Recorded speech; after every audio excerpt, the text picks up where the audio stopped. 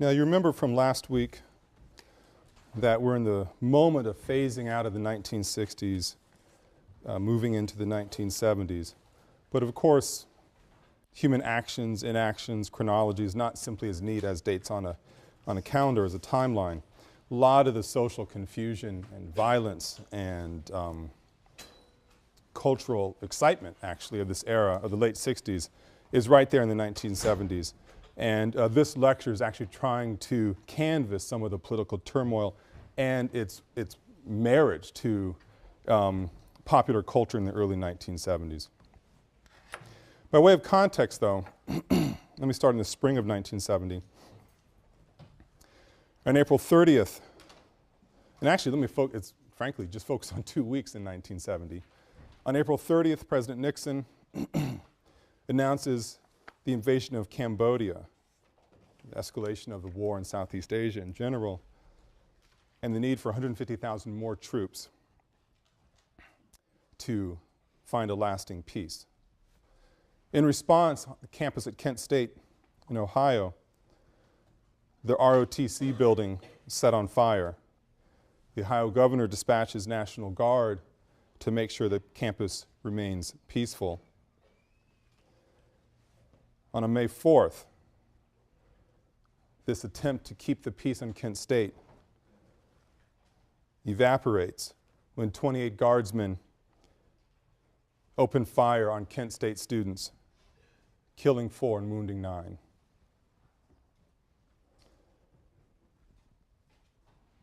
Immediately being a day, 500 colleges are shut down across the country, or they're disrupted from protests.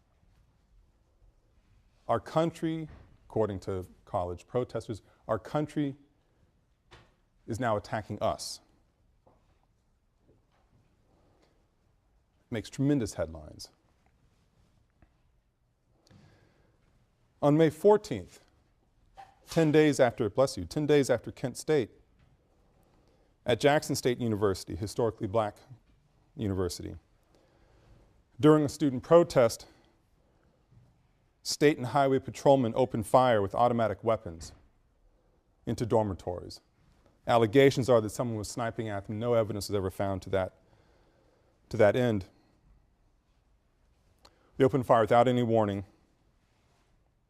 killed 2 students, wounded 9. The scale of national attention is not commensurate with what happens at Kent State.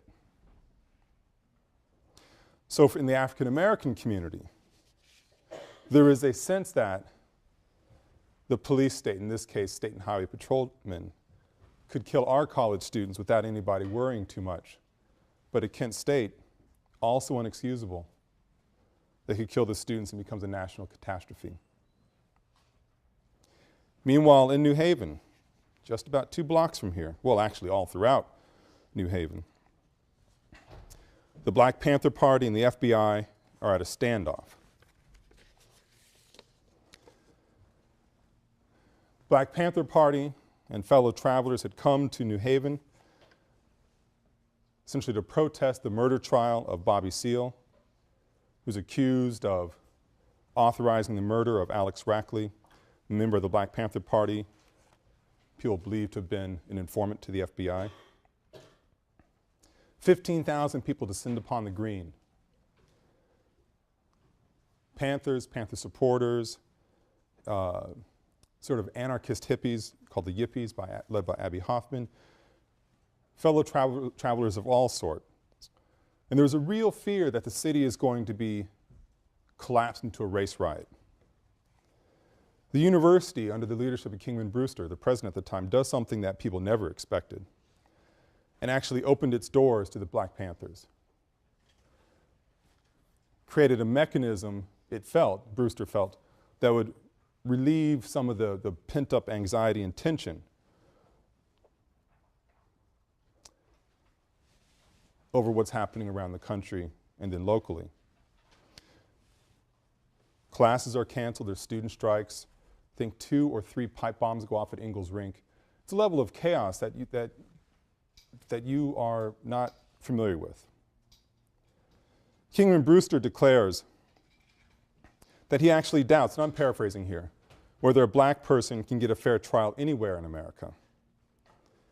Immediately, the alums start phoning in, calling for his resignation, for his outlandish statement. It's a national event, student unrest, it's a local story as well. In this spirit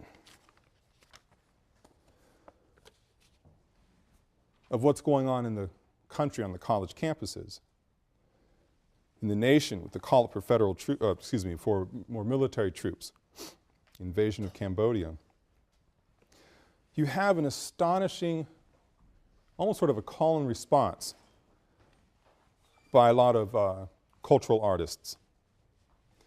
Most famous in this regard, well, most famous to me, at least in this regard, is Marvin Gaye.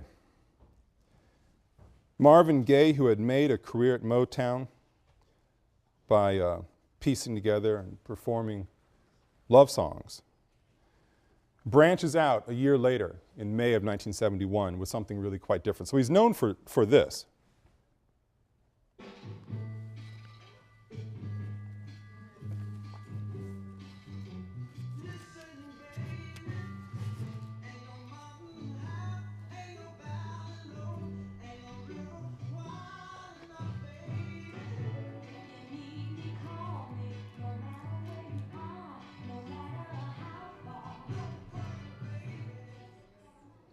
I mean, really catchy love songs, really quite, you know, they're actually important in the history of the evolution of rock music and the Motown sound. But when we get into 1970, Gaye is wrestling with, well, partly exhaustion from churning out these saccharine-laden songs. But also he's wrestling with what's going on in the country. And he wants to aspire to do something quite different. And he secures for himself a new contract with Motown, and he's given creative license, which is astonishing. This is the big sort of rupture of Motown. He's given creative license. And he generates a concept album. The album's called What's Going On. It's dealing with Vietnam, it's dealing with economic despair with incredible inflation going on in the country. It's dealing with ecological despair. This is a few years before Earth Day would actually take effect, but people are wondering what we're doing to this particular planet. In fact, I've often, when I've given this lecture, I hadn't given a cultural politics lecture for years, and I finally realized it was time to do so. And I listened to What's Going On just to see if I wanted to play a clip, and I realized I could actually just put the CD on, leave the room, have you guys understand the early 1970s by the time the album is over. But, well, I had to get up and say something. So you have a moment of escalating war in Vietnam, fear of the destruction of the planet, ecologically speaking, environmentally speaking, hyperinflation in the United States, poverty, urban decay. And Marvin Gaye starts writing these pieces or produces these songs. They merge one into another in what's going on. And in fact, if you do want to learn what the 1970s, just go out and, I used to say buy the album at the record store, then you could buy the CD, and now it's just, you know, go to iTunes, I suppose. Although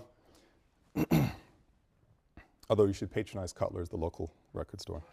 In one of his signature songs from the album, What's Happening, Brother? It's a story of a returning vet, comes back from Vietnam trying to figure out what is happening on the street, really trying to get back into the mundane routine of life. I'll play a clip of it.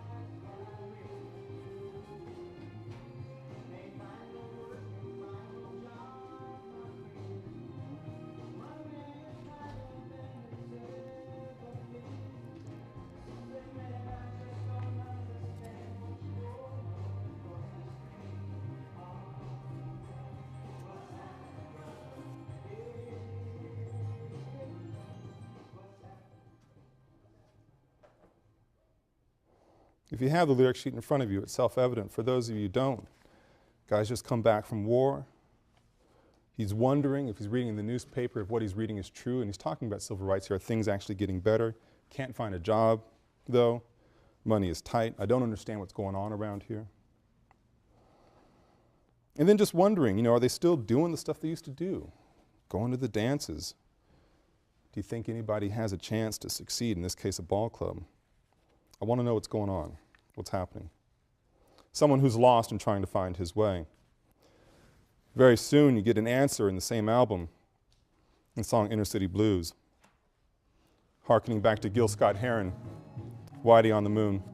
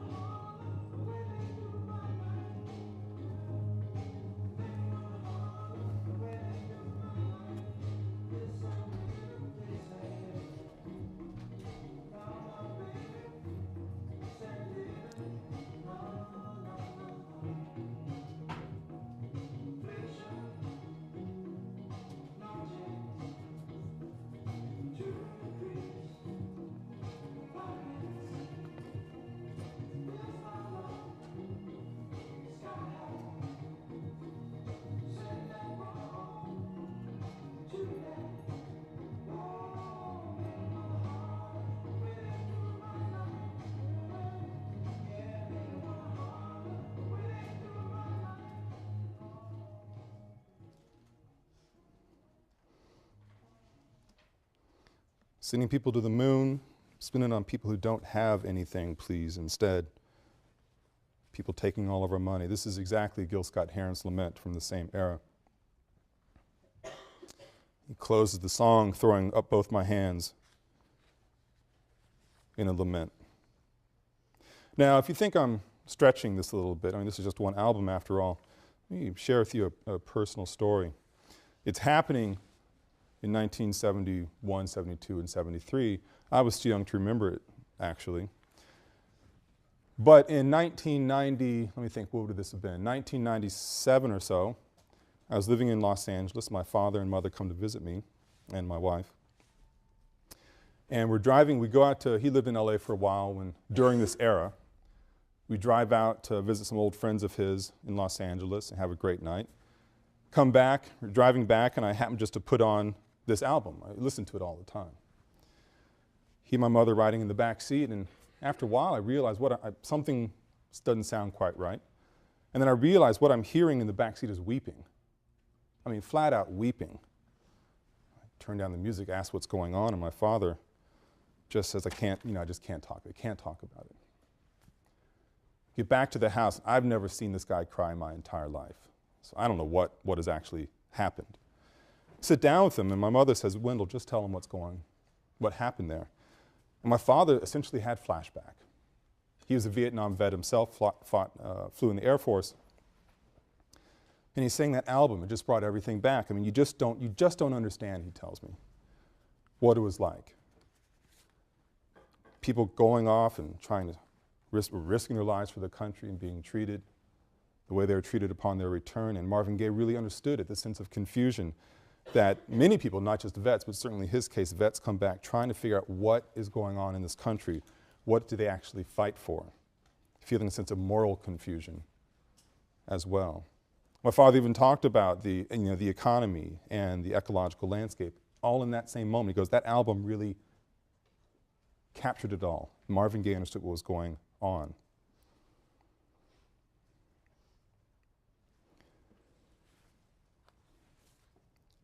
Now this album, What's Going On, fluctuates between an international critique and also things happening in US cities. Again, this economic despair, I keep coming back to it, it's really one of the defining elements of the time. You also have, during this moment, rise of, in line with the Black Panther Party, certainly, this rise of a celebration of black masculinity, black virility, and also black cultural celebration. Quite a different one than the Harlem Renaissance, certainly, but a black cultural celebration is all the same. Take these elements together, sort of this culturally rich moment, the notion of abiding economic troubles, and also the determination that we, in this case the black man, and I use that phrase quite intentionally, are going to turn the system over. We're going to be something different. You end up with an incredibly popular movie and character. The character's name is John Shaft. The movie is Shaft. I'll play for you some lyrics, show you a clip, and then explain a bit of what is actually happening in this piece.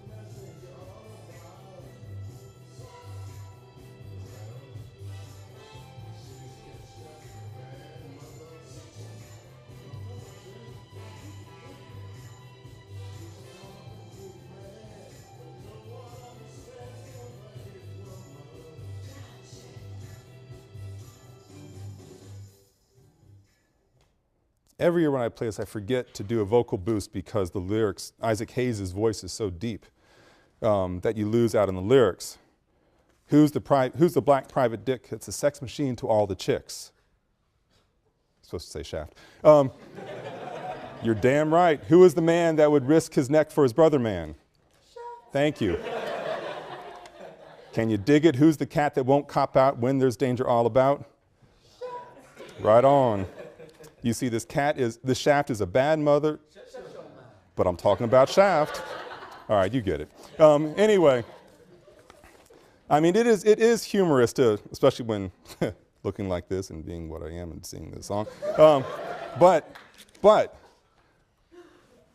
the song was incredibly important. Isaac Hayes breaks out as well out of the Motown sort of trap and comes out with this album that electrifies people. He's talking about a kind of individual they had not seen before, they had not been around before. And then the movie comes out. I mean, this was the soundtrack to the movie.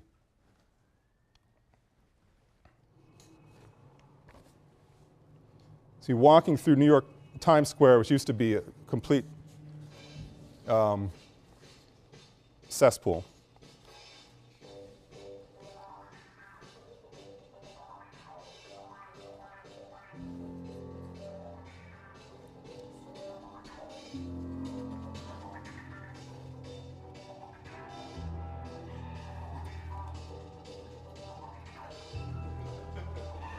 I'll fix it.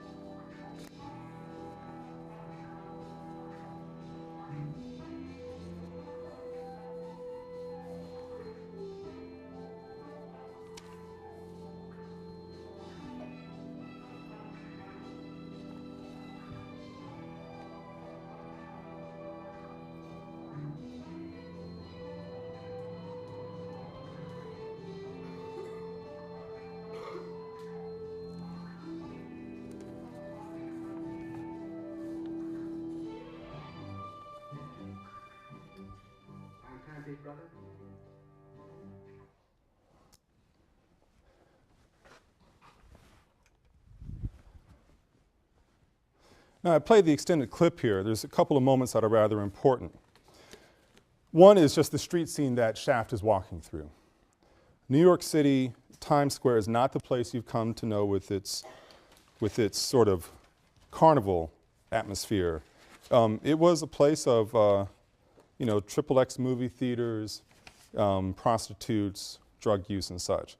And John Shaft comes up, emerges in this landscape and walks through it, a man on a mission. 34 seconds into this clip, into the start of the movie.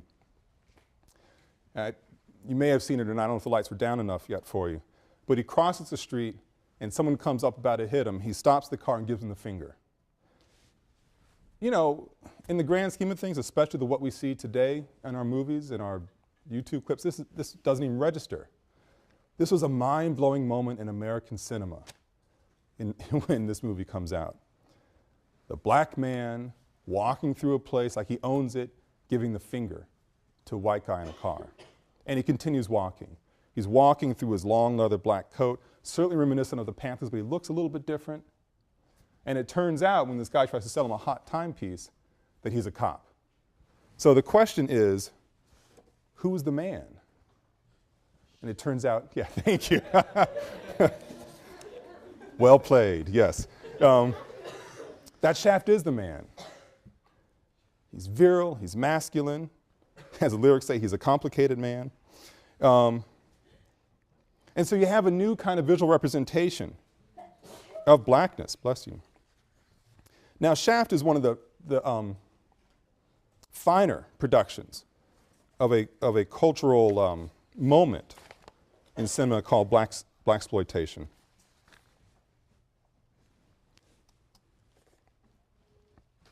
Pardon me, I have to multitask a little bit here.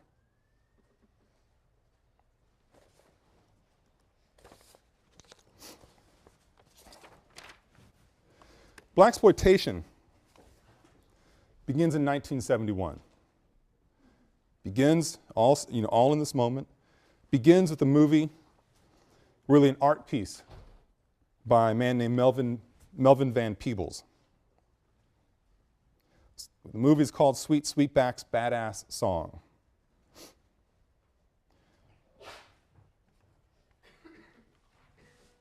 The movie is, I find it very difficult to watch, just from the kind of messages it's giving and also because its cinematic qualities and because it's in some way, well, I don't care for the movie. But anyway, it's incredibly important. It starts with the unnamed narrator, or protagonist, I suppose. See him being raised by prostitutes. He becomes a hustler. He gives witness to a moment of police brutality. He kills a bad cop.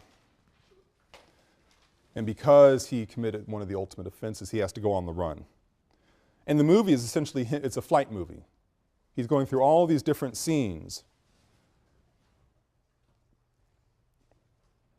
trying to keep one step in front of the man. And the man, as it turns out in this case, is powerfully corrupt. It's a lot of power, but that power has corrupted him.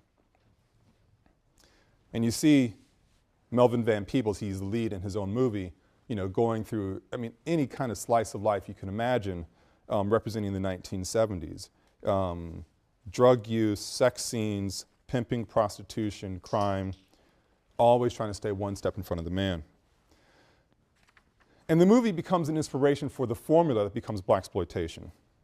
It's a movie that dismisses assimilation, that declares the system's corrupt.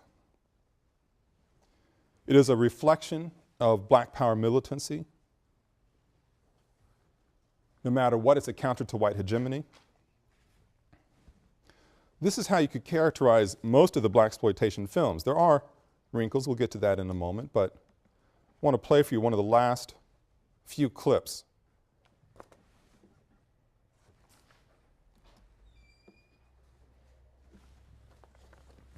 Of the movie.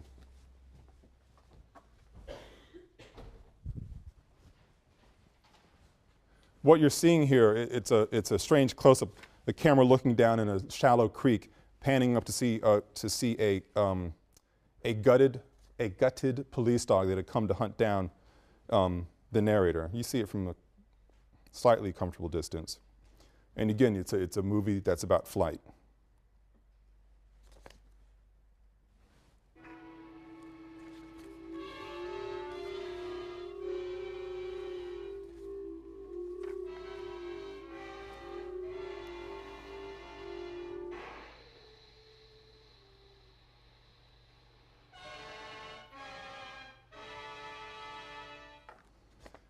That's enough of that movie. It's actually hard to watch because of the dissonance and the rough film quality. Well, the movie's shot on a $500,000 budget. Shot in the course of 2 weeks. Has an all-black crew. So it's giving a message about sort of a non-assimilationist black pride, and it's actually doing it as well. And the movie, oh, and I think it aspires for an X rating, which had a different connotation in the early 70s than it does now, because that we can get outside of the union system and then have an all-black crew. Shot for 500 grand, grosses $10 million. Tremendous return on investment. And this is what really launches this 5-year period of the genre. They are often low budget, Shaft being really a different creature in this regard. It's a high budget film. Most of them are low budget. They make a ton of money. The production values aren't that wonderful. They're mostly action films. They're very simplistic in its construction. Black is good, white is bad. They are hypermasculine, and they are misogynist. So when people think about blaxploitation, is it about black identity, about a certain kind of blackness? Is it about cultural production? Or was it a co-opted capitalist venture? After Sweetback's Badasssss song, most of the blaxploitation films become studio productions. No matter what you decide blaxploitation is, it's important to think about the images that it presents. They all weren't about revolutionaries or tough, upstanding men. They're about different kinds of people.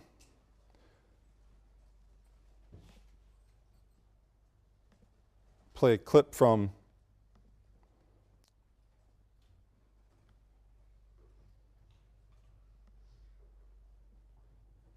the movie Superfly as a way to access this particular part of the narrative.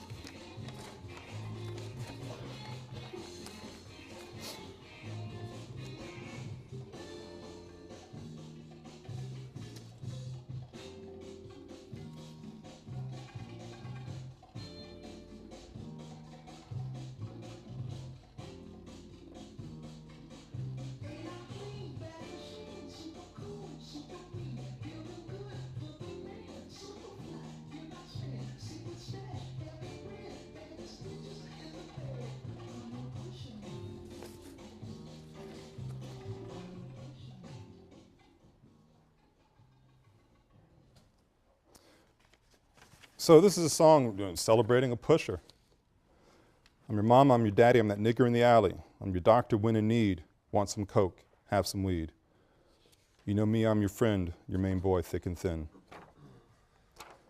So who is the pusher man?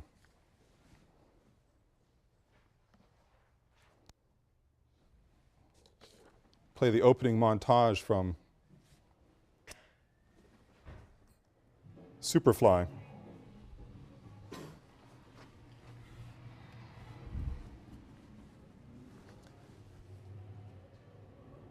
The main character is getting out of his car.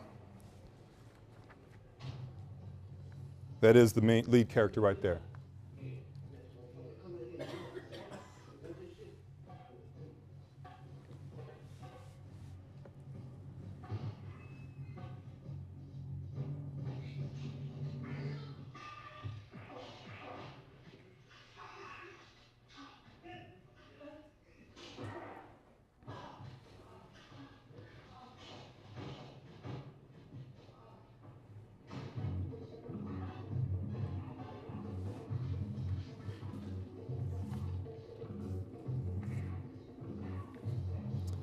Yes, you are seeing the camera cord in the clips.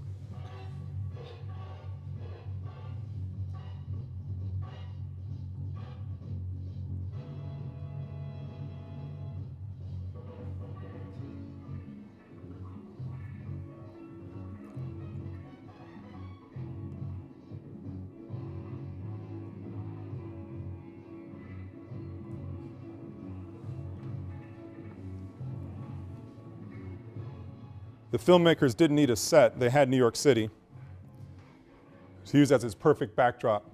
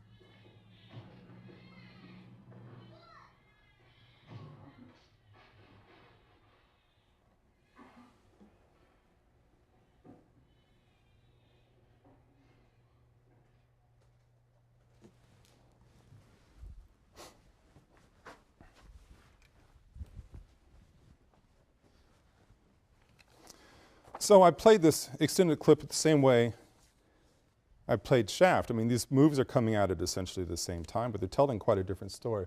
Walking through different parts of New York City, certainly. Shaft walking with power and authority since he is the man, and the pusher man doing something really entirely quite different.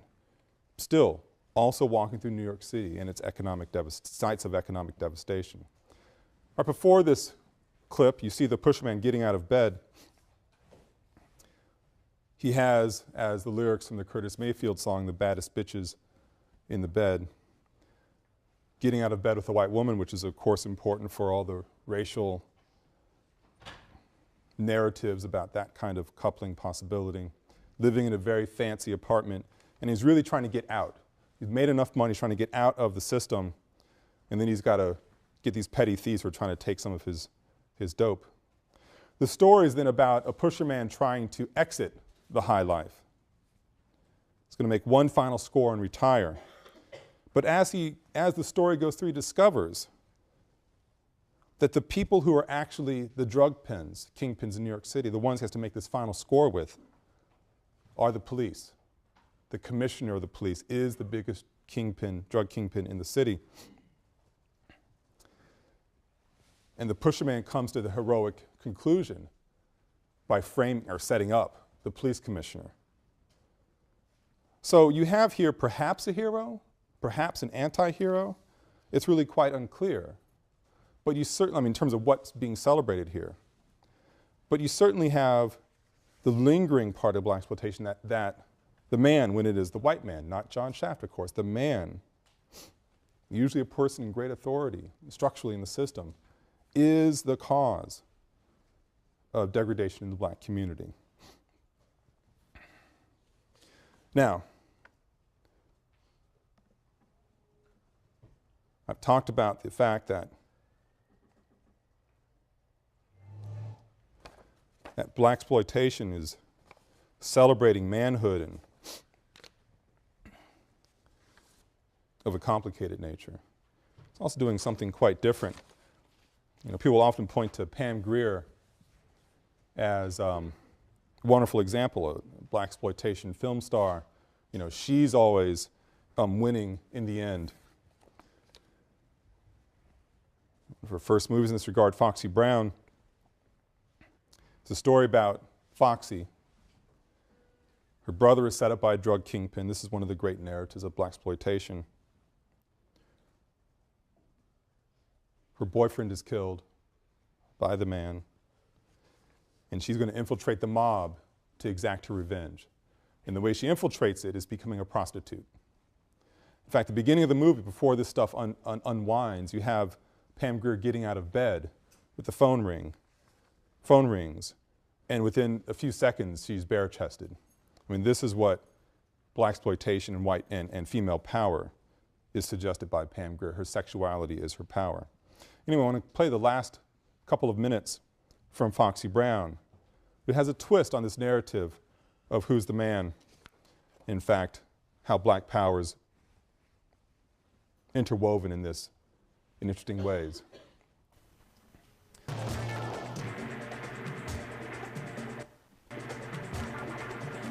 What you're seeing here is the drug kingpin's boyfriend being stopped. Black mobsters have taken over, posing as the police, and now they've caught him.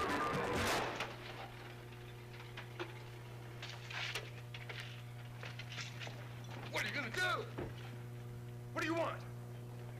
What are you guys gonna do?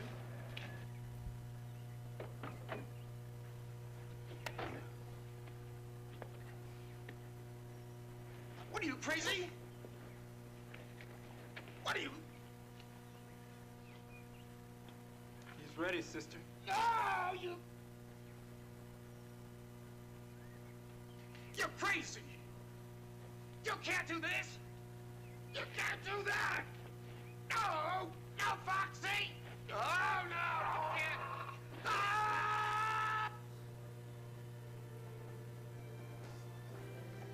And this is the drug kingpin, as it turns out. The person behind Foxy Brown's boyfriend's murder, her brother being set up as well.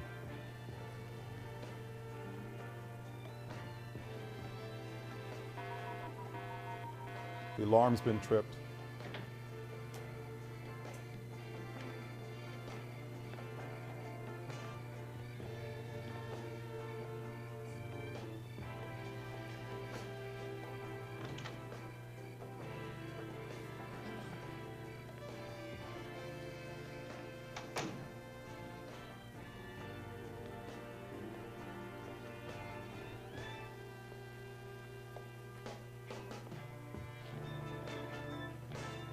Hold it right there, Spook.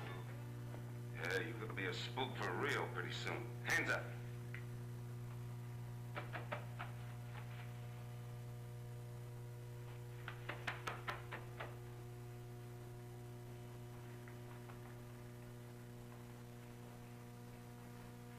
Don't pinch the fruit, faggot. You watch your mouth or I'll... No, Eddie. Later. I want to know what she's doing here. I'll take that big mouth. Sure. I brought it for you, Miss Pimp. Like I said, it's a present from your faggot boyfriend. See what it is, Eddie.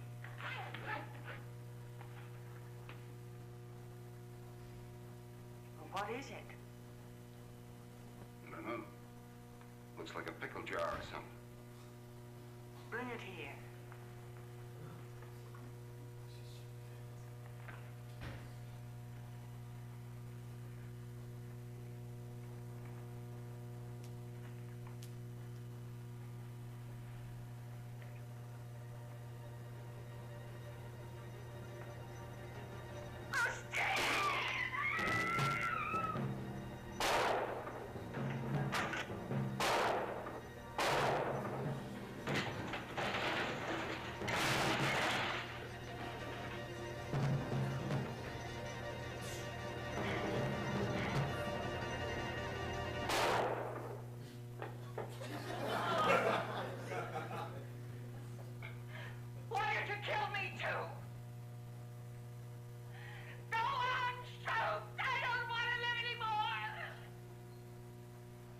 know. That's the idea. The rest of your boyfriend is still around. And I hope you two live a long time. And then maybe you get to feel what I feel. Death is too easy for you, bitch. I want you to suffer.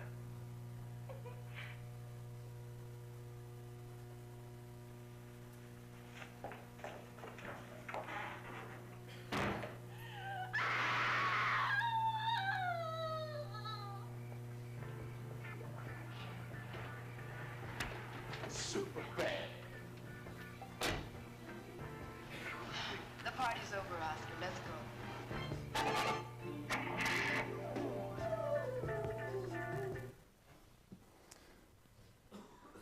So, you have in this clip justice being exacted along the terms that in the Blaxploitation vernacular made the most sense. But still, what kind of messages are being offered here? And when you were in the movie theater, I mean, the production value, the acting and such, you know, in the gun being pulled out of the afro, these are all humorous. But in the movie theater, it's moments of celebration. This is a whole different kind of cultural logic that people had not seen before, not on a screen, and they wanted to celebrate it. It's an era of great struggle for the nation, truly. We're still not out of that moment. And you'd see it articulated with its great cultural products of the age. It's a moment of despair. It's despair that's certainly likely what urged Stevie Wonder to write some of the most socially conscious lyrics of the era. And these are, you won't be surprised, these are not the ones that are heard on the radio when people play back, you know, Stevie Wonder reflections. Wonder had negotiated a new contract, just like Marvin Gaye had done before, that broke him out of the studio system in Motown. And the result was about a 6-year cycle of albums that was nothing short of astonishing. I mean, one, that the albums are released. So many are released in just a 5-year window. Actually, just a 4-year window when you think about it. Albums are Music of My Mind in 1972. He's only 21 years old. Talking Book released the same year in 72. Inner Visions released in 73. Fulfillingness's first finale in 74. Songs in the Key of Life in 76. This is not the little Stevie Wonder of when he's coming out with Motown with this, I forget the name of the song, playing his harmonica, but a Motown sort of dance tune. This is not the Stevie Wonder in later years of, you know, Don't Drive Drunk fame. This is Stevie Wonder of a different kind of political vintage. You can hear it here in his song, Big Brother.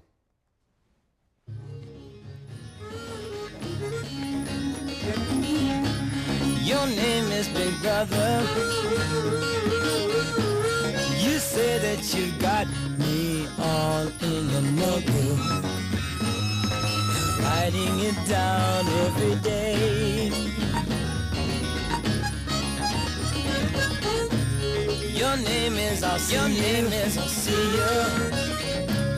I'll change if you vote me in as a president of your soul.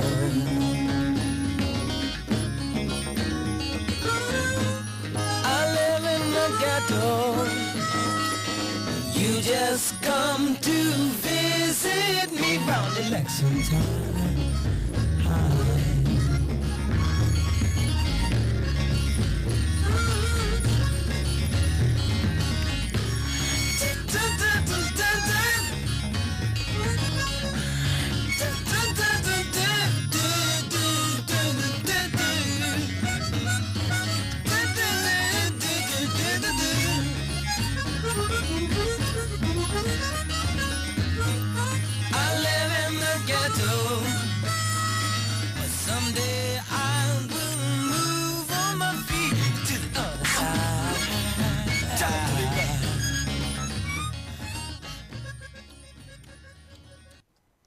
The sound quality is much better. I had the settings off in this, I apologize. But in this song itself, he's going on, you know, I live in the ghetto, someday I'll move my feet to the other side. My name is secluded. We live in a house the size of a matchbox. Roaches live with us wall to wall. Concludes the song with, "You've killed all our leaders. I don't even have to do nothing to you. You'll cause your own country to fall." This is a different kind of Stevie Wonder, of course. Now, Wonder is using lyrics that are call and response to Jesse Jackson. Now, we've not talked about Jesse Jackson pretty much at all in this course. I'll be talking about him, I think, next week. But Jackson has made a name for himself with the famous call and response, "I am somebody." I am, and the audience says somebody, trying to boost up in these rallies, sort of a notion of self-esteem. And Wonder saying, no, my name is nobody. My name is secluded. Credible economic violence and despair. You've killed all of our leaders. I don't have to do nothing to you to cause your own country to fall. The nation is going to collapse in upon itself. So you have then across in the early years of the 1970s, and this lecture is really focused on about 4 years, 3 or 4 years in the 1970s, a moment of incredible cultural production, but of a type that sends, well, a range of messages, I suppose. It's talking about black virility, and at a moment of rising black feminism, which we'll be talking about on Wednesday, sends very interesting message, interesting in quotes, interesting not in a good way, messages about the role of the black woman. Still wrestling with tensions over who the man is, what the man looks like, what the man does, who's to be blamed for the excesses, and it sends profoundly confusing messages about the cultural celebration of people who are putting drugs into a community and destroying that community. As you walk out, I'll be playing Village Ghettoland from Wonder in 1976. He was inviting people to come with him down to his dead-end street, to Village Ghettoland. And you see the people lock their doors while robbers laugh and steal, beggars watch and eat their meals from garbage cans. I think I missed a line there. Broken glasses everywhere, it's a bloody scene. Killing plagues the citizens, unless they own police. Not the most uplifting lecture I know, but this is the cultural moment of the early 1970s. We'll overlap it when we start talking about black feminism in the same moment and see a series of conflicting messages about blackness in the early 1970s. Class is over.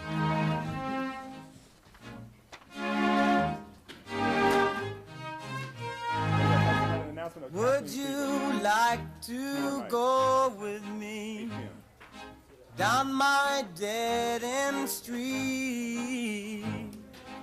Would you like to come with me to Village Ghetto Line?